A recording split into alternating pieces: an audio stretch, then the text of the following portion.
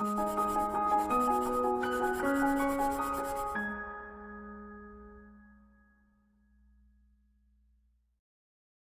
Friends, welcome to pro talent and I am Nitin Parmar. My dear students, आपका स्वागत है on this master current affair quickly. My dear students, current affair is a topic which is you can say endless. जितना भी समय लगाओ उतना कम है, ये सुनो, पर हमारा ब्रेन उतना मतलब ज़्यादा चीज़ें रिटेन तो कर नहीं पाएगा। So we have to be very careful. हमें प्रायोरिटाइज करना पड़ेगा कि हम क्या पढ़े, जो सबसे इंपॉर्टेंट चीज़ें हैं। अगर मैं उसको पढ़ूँ, ठीक है, तो मुझे उसका फायदा होगा, नंबर वन। नंबर टू, जो इंपॉर्टेंट चीजें हैं उसको रोज रोज पढ़ूं, ठीक है, तो मुझे फायदा होगा एग्जाम में। ये सर दोस्तों, इसीलिए क्लैट 2020 और 2021 के एग्जामिनेशन के पैटर्न के क्वेश्चंस देखकर, ठीक है, we have developed this idea of you can say developing this question. दोस्तों, ये क्वेश्चंस भले डायरेक्ट है, ठीक है, but they are covering sudden important event. Okay, आप अगर रोज रोज पढ़ते जाएंगे तो जो इवेंट डेवलप होती रहती है उसके बारे में आपको जानकारी बनती जाएगी, ताकि आपको डेट पता चलेगी, डेट के साथ वो इश्यू क्या है वो पता चलेगा। अगर क्लैट आपसे पूछ लेता है कि भैया इंडिया और चाइना के बीच में गलवान वैली में जो लड़ाइयाँ हुई, जहाँ पे इंडिया के 20 सोल्जर की मौत हुई और 40 सोल्जर चाइनीज के मरे, ये सुनो, वो कौन सी तारीख को हुआ था? 10-11 जून को हुआ था, 14-15 जून को हुआ था, 15-16 जून को हुआ था। ऐसे डेट के क्वेश्चंस आते हैं। तो दोस्तों, रोज रोज की तैयारी प्लस इंपॉर्टेंट इश्यू, ये सुनो। सो मुझे लगता है कि आपके लॉन्ग टर्म तैयारी के लिए रोज का आपका 20 या 25 minute is more than sufficient for your preparation of this current affair, ठीक है। उसके अलावा जो आपके पास मंथली कंपेंडियम आता है, प्रो टैलेंट टेलीग्राम चैनल के ऊपर फ्री में मंथली कंपेंडियम देता है ना आपको भैया, ठीक है, तो प्लीज उसको फॉलो करो, ये सुनो, ठीक है, तो वहां से आप कवर अप करो, ये कंटेंट कवर करो। मेरा मानना है कि इतनी चीजें करके आपका काम हो जाएगा। ओके, चलिए, ग्रेट दोस्तों, आगे बढ़ते हैं, आज की कहानी चालू करते हैं। दिस इज द 6 अगस्त का मजेदार सा क्वेश्चन पार्ट, ठीक है। Who among the following is an Indian free style wrestler who has one silver medal in 2020 summer Olympic in 57 KG category? दोस्तों, ये क्वेश्चन में जो पूछा है वो आंसर सबको पता है, मिस्टर रवि कुमार दहिया, ये सुनो, ये पता है। प्रॉब्लम उसका नहीं है।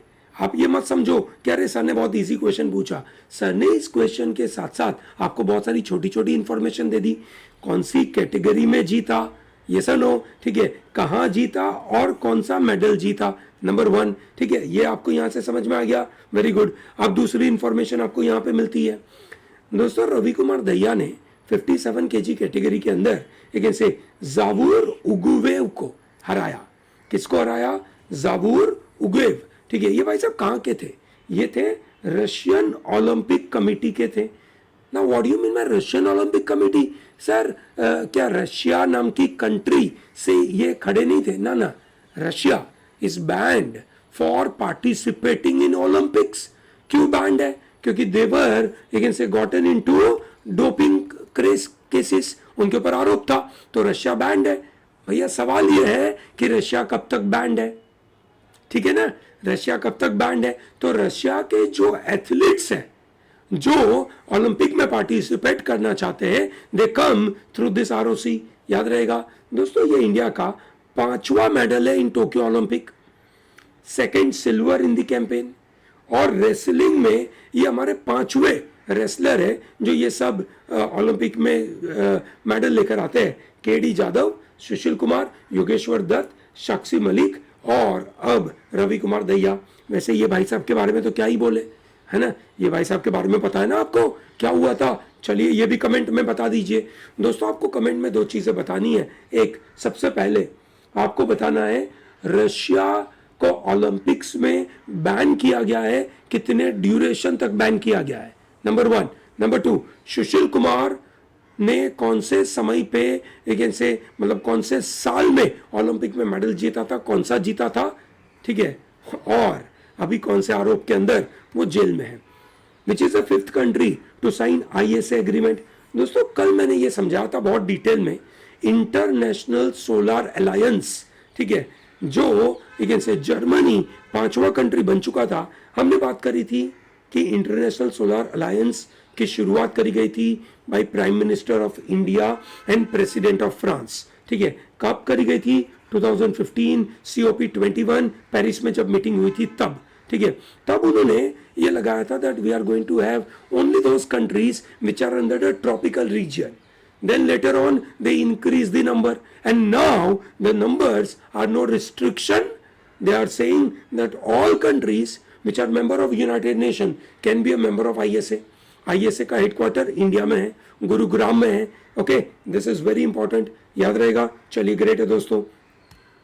Recently, Government of India has decided to set up how many Khelo India centers across the country. दोस्तों, ये स्पोर्ट्स को समझना बहुत इंपॉर्टेंट है. ठीक है, हम मानते हैं कि हमारे यहाँ पे स्पोर्ट्स में मेडल्स नहीं आते हैं. ठीक है, हम उसके बारे में जोक्स लगाते रहते हैं. ठीक है, कि हम सिर्फ क्रिकेट खेलते हैं.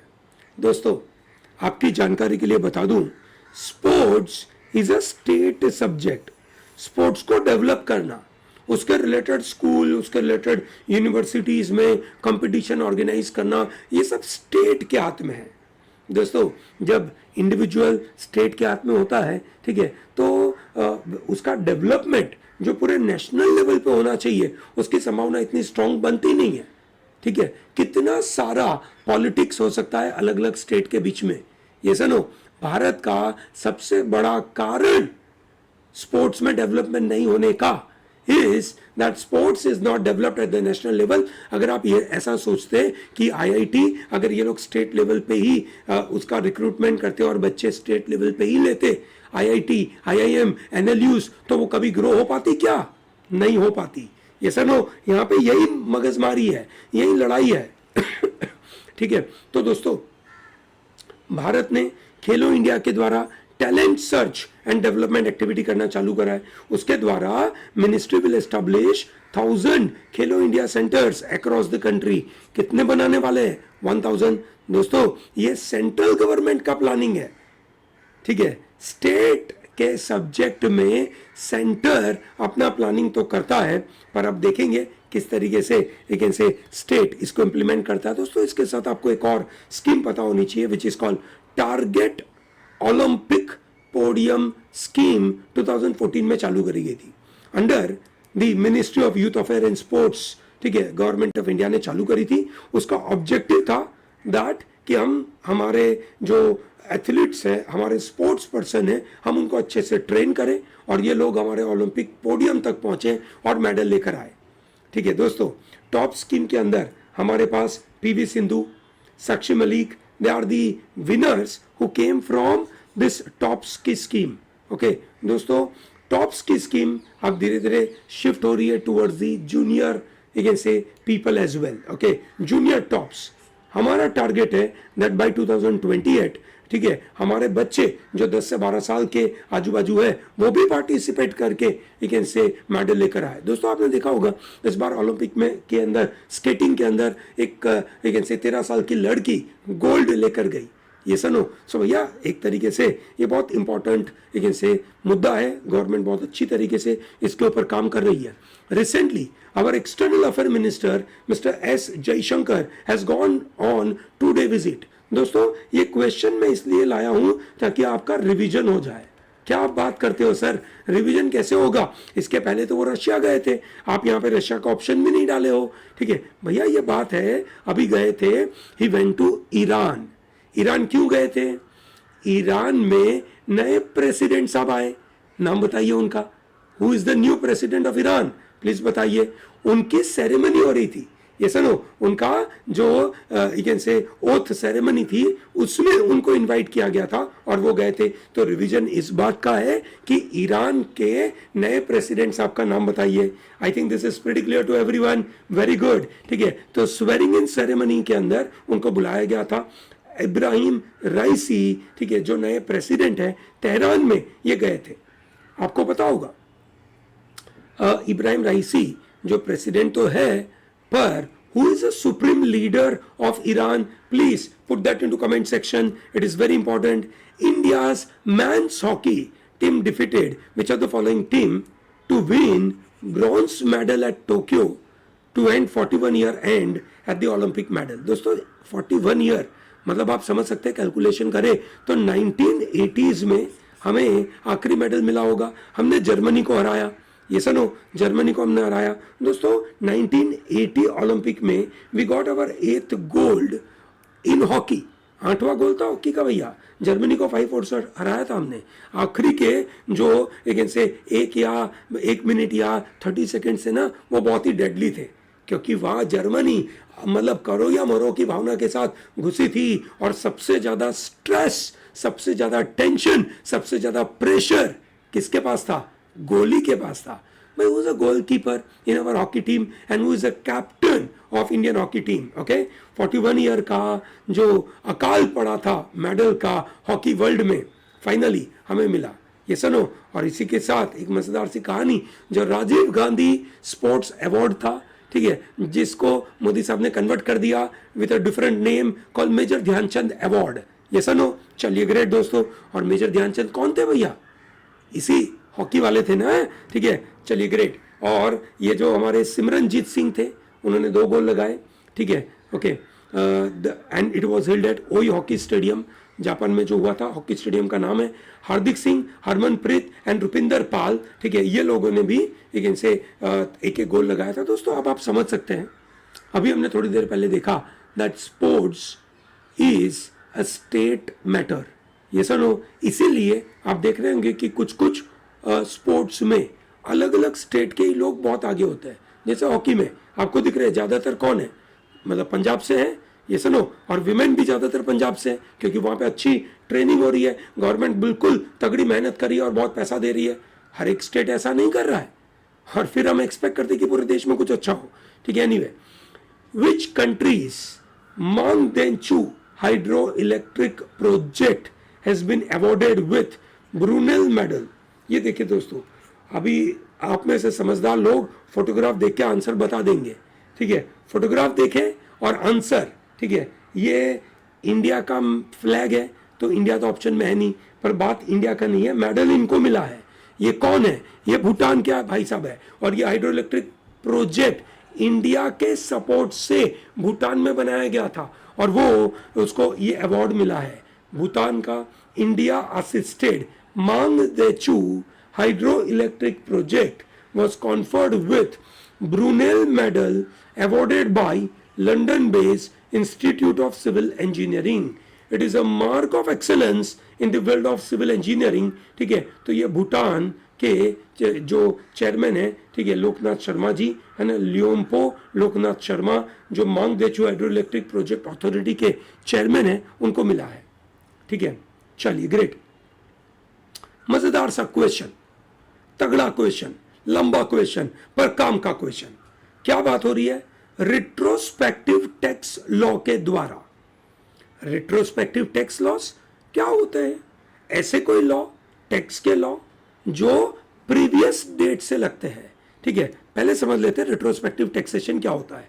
Retrospective which means looking backward, पीछे देखना, है ना। It relates to thinking about past, looking back over the past, ऐसे पीछे करके देख लेना, दैट इज कॉल्ड रिट्रोस्पेक्टिव।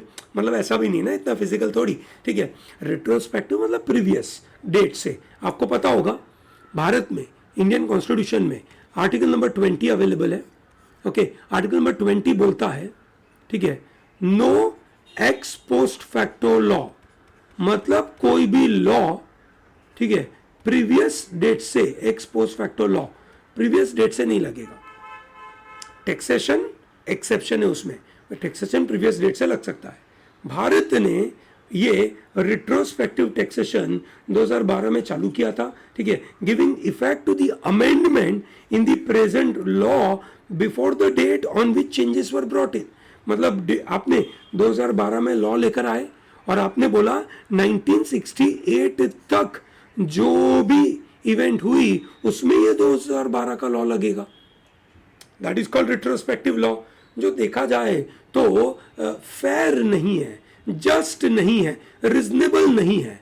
भैया मैं कोई काम करूंगा या आप कोई काम करोगे तो आप काम कैसे करोगे? आप ये मानोगे कि आज के लॉ क्या है, आप ऐसा एक्सपेक्ट थोड़ी करोगे कि कल उठ के ऐसा कोई लॉ बन जाएगा और फिर मुझे नुकसानी होगी तो मैं आज ये काम ना करूं, ऐसा कोई सोच नहीं पाएगा। ये सुनो, तो retrospective taxation is against the ease of doing business. Foreign की कंट्री इंडिया में क्यों आएगी? So we are two famous cases, Vodafone and Cairn energy. दोस्तों, ये दोनों कंपनियां फंसी थी रिट्रोस्पेक्टिव टैक्सेशन में और दोनों केसेस इंडिया हार गया था on a permanent court of arbitration and Singapore arbitration में हम हार चुके थे। ठीक है, तो इसीलिए अब ये बदलाव की जरूरत थी। जरूरी है ना, नहीं तो आप पूरे वर्ल्ड को क्या बताओगे हम क्या कर रहे हैं। Union finance and corporate affair minister introduced taxation laws amendment bill in the Lok Sabha. गुरुवार को इन्होंने किया टू नलीफाई, क्या किया? To nullify relevant retrospective taxation clauses that were introduced in 2012 to bring past indirect transfer of Indian assets under the ambit of taxation। ठीक है भैया, आपने 2012 में टैक्स लगाया कि भैया आप का कोई भी प्रॉपर्टी अगर इंडिया से ओरिजिन हुआ है या आपकी कोई रेवेन्यू इंडिया से ओरिजिन हुई है, हम उसके ऊपर टैक्स कर सकते हैं। चलिए, बात तो बराबर। उसके पहले अगर किसी ने ऐसा किया कि कोई फॉरेन कंपनी ने इंडियन कंपनी को खरीद लिया, ठीक है, तो उसका एसेट हो गया इंडिया का। ये सुनो, अब वहां से जो रेवेन्यू जनरेट हुई तो वो फॉरेन कंपनी को उसका भी टैक्स पे करना पड़ेगा। तो वो फॉरेन कंपनी बोलती है, यार मेरे को कैसे पता कि तुम लोग ऐसा टैक्स लाने वाले हो, मैंने तो खरीद लिया, हमने खरीद लिया, बातें हो गई, हमने उस जमाने में जो जो भी रूल्स थे वो फॉलो कर दिए, अब हम थोड़ी पे करेंगे। सो दोस्तों, ये जो 2012 में, ठीक है ना, चेंजेस करे गए थे। They said any tax demand made on the transactions that took place before May 2012 shall be dropped। उसके पहले 1968 तक था, 2012 मई में ये लेकर आए थे और बोला था 1968 तक से लेकर अभी तक। And any tax already collected shall be repaid without interest। अगर हमने कलेक्ट कर लिया होगा हम आपको वापस देंगे, इंटरेस्ट नहीं देंगे। ठीक है, कोई नहीं, चलो इंटरेस्ट भी नहीं है, ठीक है, पर पैसे तो मिले, मुद्दल तो मिल गई, बहुत अच्छी बात है। ठीक है दोस्तों, प्रणब मुखर्जी साहब ने ये इंट्रोड्यूस किया था और बाद में सुप्रीम कोर्ट में भी ये केसेस पहुंचे। Supreme Court held that Vodafone could not be tax for 2007 transaction involving its purchase of 67% of Hutchison Whampoa for 11 billion. तो उसके ऊपर वोडाफोन को कोई टैक्स पे करने की आवश्यकता नहीं है क्योंकि उन्होंने जो भी रूल करे वो उस जमाने में थे और वो सही थे। ओके, चलिए ग्रेट। तो इनमें से कौन सा स्टेटमेंट सही है?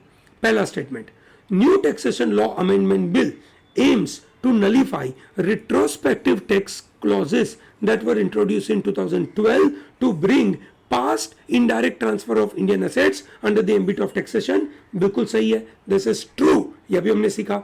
As per the proposed changes, any tax demand made on the transactions that took place before May 2012 shall be dropped and any tax already collected shall be repaid with interest। with interest ना जी, interest नहीं देंगे, तो ये गलत हो गया। Answer क्या होगा? फर्स्ट। लॉयर को इस तरीके से शब्दों पे ध्यान देना है। दोस्तों, करंट अफेयर में जरूरी नहीं है कि आपको इस तरीके से क्वेश्चंस आए, पर यह पक्का है कि अगर आप लीगल रीजनिंग की तैयारी करते हो और अगर आपके शब्दों पे ध्यान नहीं गया तो प्रॉब्लम है। तो क्या बात करो सर, आप करंट अफेयर और लीगल साथ में पढ़ा रहे हो? हाँ जी, क्यों नहीं कर सकते, कर ही सकते हैं ना। तो बिल्कुल, चलिए सीखते हैं अच्छे से। Is that very clear to everyone? Retrospective taxation समझ में आया? वेरी गुड, आगे बढ़ते हैं। Recently America has approved sale of arms to which country? मतलब अमेरिका किसी कंट्री को अपना आर्म्स बेच रही है, उसके बारे में सवाल? हाँ भैया, बड़ा सवाल है। क्यों बड़ा सवाल है? क्योंकि जब अमेरिका उस कंट्री को बेच रही है अपने आर्म्स एम्यूनिशन, तो उस कंट्री का कुछ तो कुछ दिक्कत होता होगा, जिसकी वजह से यह बड़ा सवाल बना है। दोस्तों, बात हो रही है किस तरीके से यूएसए और चाइना के बीच में एक कोल्ड वॉर मेंटालिटी चल रही है। I am sure you understand what is the meaning of cold war mentality. ये सुनो, ठीक है, चाइना बोलता है ताइवान कोई अलग से कंट्री है नहीं, ताइवान तो चाइना का ही पार्ट है।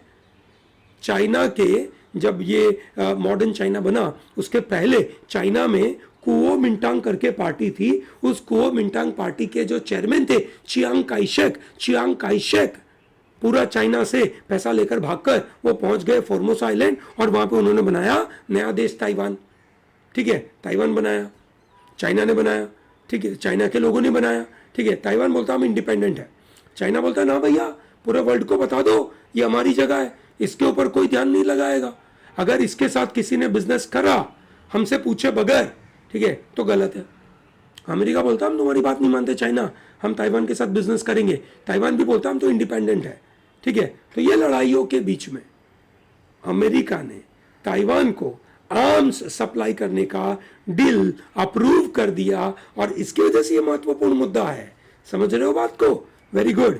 बात हो रही है ताइवान, कितने का डील था? $750 मिलियन का डील है, which includes 40 new self propelled howitzer मतलब वो एक बोफोर्स की तोप निकलती है ना वैसा।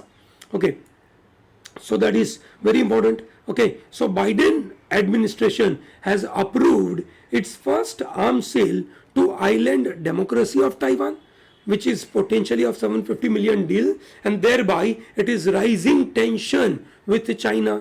ठीक है, तो ये पता होना चाहिए। Who has become the first woman director of Zoological Survey? दोस्तों, Zoological Survey of India एक महत्वपूर्ण बॉडी है और उसके अंदर ये पहले विमेन से बने हैं, दैट इज धृति बैनर्जी। दोस्तों, ये मजेदार सा सवाल बन सकता है जब हम बात करें विमेन एम्पावरमेंट के बारे में। ये सुनो भैया, अगर कोई पैराग्राफ आ गया क्लैट में विमेन एम्पावरमेंट के बारे में तो पूछा जाएगा कि भाई who is the first female जज ऑफ इंडिया। सही बात है। Who was the first female president of India. सही बात है। Who was the first, we can say, woman director of Zoological Survey of India? So this is Dhriti Banerjee. Dhriti Banerjee is a scientist. She has been conducting research in zoography, taxonomy, morphology, molecular systematics, उसके ऊपर काम करती है। Zoological Survey of India was founded in 1916. 1916 में ब्रिटिशरों ने लगाया था। ठीक है, ओके। सो जब Asiatic society of Bengal which was founded by sir William Jones, ठीक है, इन 1784 में बनाया था, फिर it was converted into Indian museum और उसके बाद जियोलॉजिकल सर्वे ऑफ इंडिया और जूलॉजिकल सर्वे ऑफ इंडिया के द्वारा फाइनली 1916 में ये जूलॉजिकल सर्वे ऑफ इंडिया बन गया। ठीक है, 1949 से उन्होंने वुमेन साइंटिस्ट को रिक्रूट करना चालू किया था। Meera Mansukhani was the first women scientist of zoological survey of India. Where will IBM set up their software lab? Software lab on artificial intelligence is getting developed at Kochi in Kerala. IBM is doing this. Kochi Kerala में ये लगाने की कोशिश है। Next generation cloud computing software के बारे में बात हो रही है। दोस्तों, बिजनेस इकोनॉमी में बड़े हल्ले हो रहे हैं। एक कंपनी वोडाफोन आइडिया, ठीक है, एक तो बड़ी परेशानी थी वोडाफोन आइडिया का, जो रिट्रोस्पेक्टिव टैक्सेशन चल रहा था, वहां पे वोडाफोन को बहुत पैसे देने थे, तो उसके बारे में एक लड़ाई चल रही थी। ठीक है, उसके बाद टेलीकॉम सेक्टर में आया एडजस्टेड ग्रॉस रेवेन्यू का डिस्प्यूट। ठीक है, जब अलग अलग कंपनियों ने स्पेक्ट्रम के लाइसेंसेस लिए, ठीक है, तब एक साथ उनको बहुत पैसा देना नहीं था, बाद में उनके पास जो ग्रॉस रेवेन्यू आएगा उनमें से उनको कुछ पैसा देना था सरकार को, जो ये लोग लंबे समय तक दे नहीं पाए। तो वोडाफोन ने, लेकिन से वोडाफोन को बहुत सारे पैसे देने हैं, 70-75 हज़ार करोड़ रुपया जितना देना है उनको। ठीक है, मतलब ज़्यादा पैसे देने हैं। ठीक है, तो इसका इश्यू आया। फिर उसके बीच में वो जियो भाई साहब आ गए, दुनिया में सब कुछ फ्री में देना चालू कर दिया, पूरा मार्केट बर्बाद कर दिया। ये सुनो, तो अब ये होने लगा, अब ये मज़ेदार सी चीज़ होने लगी कि अब ये कंपनी बहुत अच्छी तरीके से काम नहीं कर रही है। तो ये कंपनी के जो नॉन एग्जीक्यूटिव डायरेक्टर है, ठीक है, इनकी भी बहुत सारी और कंपनियां हैं, तो उनकी रिस्पॉन्सिबिलिटी बन सकती थी कि भैया अगर वोडाफोन में कुछ नुकसान हुआ तो अपने बलबूते पे दूसरी कंपनियों से पैसा लेकर वोडाफोन को बचाओ। तो भैया ऐसा करने जाते तो बड़ी परेशानी हो जाती। तो इसकी वजह से इन्होंने बोला भैया हम तो रिजाइन कर देते हैं। ठीक है, तो उन्होंने रिजाइन कर दिया। क्लियर है? Very good. चलिए आगे बढ़ते हैं। ठीक है, वोडाफोन आइडिया, ठीक है, said its board has accepted the request from Aditya Birla group chairman Kumar Mangalam Birla. आपने देखा होगा वोडाफोन और आइडिया के बीच में मर्जर हुआ था, ये सुनो, ठीक है। Himanshu Kapania has become the non executive chairman. Which countries army chief, ध्यान रखना आर्मी के चीफ है, has come on 2-day visit in our country. 2 दिन की विजिट पे। भैया फ्लैग लगा दिया है सर आपने, तो आप सवाल क्यों पूछ रहे हो? आंसर ही दे दिया, चलो कोई नहीं, आंसर दे दिया। पर सवाल अब मेरा ये है, इंडिया के आर्मी के मतलब जो आर्मी के चीफ है वो कौन है, उसका नाम बताइए। एयरफोर्स के चीफ है वो, उनका नाम बताइए, ठीक है। नेवी के चीफ है, उनका नाम बताइए। और इनके ऊपर चीफ ऑफ डिफेंस स्टाफ है, उनका नाम बताइए। दोस्तों इनका नाम है ना, James C McConville. Okay, he visited India, ठीक है, August 4 से ये आए थे, ठीक है। जो मिलिट्री टू मिलिट्री टाई है हमारे 2 कंट्री के बीच में, उसके बारे में एक ऐसे ये करने आता है दोस्तों इनकी विजिट। और अफगानिस्तान नेशनल फोर्सेस के जो एक ऐसे आर्मी है ना, उन दोनों का मतलब अफगान आर्मी चीफ एक ऐसे जनरल वाली मोहम्मद एक ऐसे अहमद जाई, ये एक तरीके से देखें तो आजू बाजू ही हुई थी। सो बेसिकली इंडिया के साथ यही बातें हो रही है कि अफगानिस्तान में कुछ जरूरत पड़े तो इंडिया क्या कर सकता है, ठीक है। Which medal has been won by the wrestler Ravi Kumar Dahiya. क्या बात करते हो सर आप, सही है सवाल पूछ रहे हो? हाँ जी, याद है कि नहीं, बताओ। चलो मैं बता ही नहीं रहा हूं, आप बताओ आंसर क्या है। Great. Question number 14, who has authored the book Balakot air strike, how India एवेंज्ड Pulwama, and you have a photograph of this gentleman. ये भाई साहब का नाम क्या है? ओके, सबसे पहला। दूसरा, बालाकोट एयर स्ट्राइक कौन से मंथ में और कौन सी ईयर में हुई थी? दोस्तों मनन भट्ट ने ये किताब लिखी है। And then we have question number 15, who has been appointed as a brand ambassador of Discovery sports channel euro sports India, that is none other than हमारा जॉन अब्राहम। देखो भैया, धूम मूवी के बाद ऐसा माना जाता था कि ये भाई साहब तगड़ी गाड़ियां चलाते हैं, हालांकि ये मतलब गाड़ियों के शौकीन है, ठीक है, उनके पास बहुत सारी बाइक्स अवेलेबल है, ठीक है। तो इनको उन्होंने ब्रांड एम्बेसडर बना के रखा हुआ है, नई चैनल चालू करी है डिस्कवरी वालों ने। ओके, चलिए ग्रेट है दोस्तों। So with this module is over. छोटा सा module but wonderful module for your learning. कम समय में बड़ा काम, ठीक है, डेली काम करिएगा, गारंटीड फायदा है। ओके, चलिए ग्रेट दोस्तों, thank you very much and all the best.